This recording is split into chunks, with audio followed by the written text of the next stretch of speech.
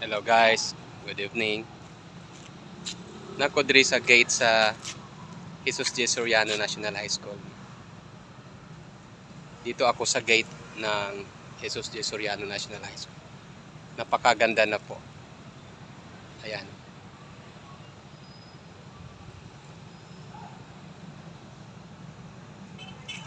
Dito sa harap po, merong lote dito.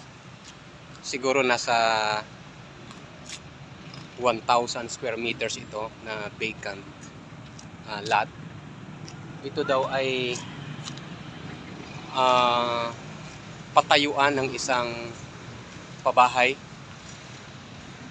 para sa mga guro. Ayan. 5,000 monthly lang daw po ito eh. May nakalagay dito na tarpaulin noong nakaraang linggo na 5,000 lang monthly.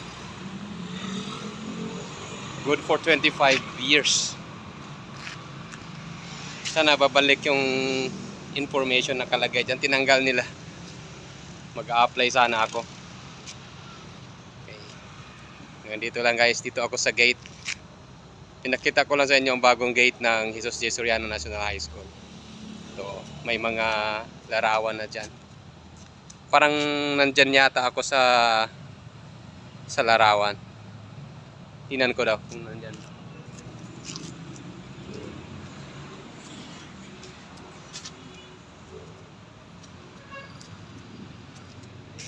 Saan ba ako dyan? Yata ako dyan eh.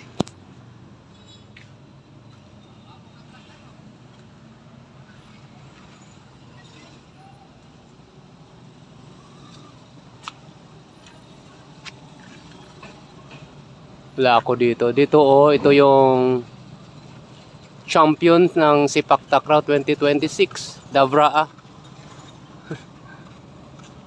Qualifier and Sepak Takraw DCAA champion for 3 consecutive years na po.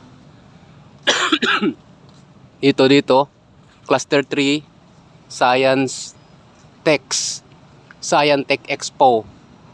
Second place, Senior High School Quiz Bee during the Cluster 3 Science Tech Expo last December 2016-2025. Ito dito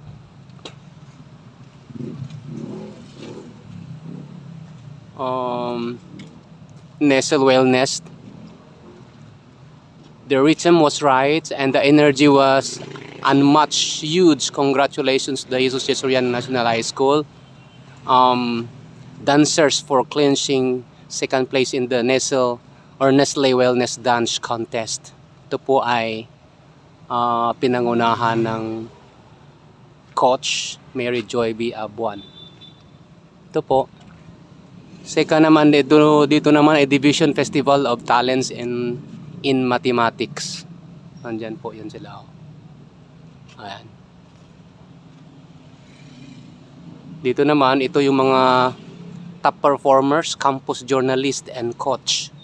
Ayan. Kita nyo po yan. Ito yung special needs education program. Dito naman ay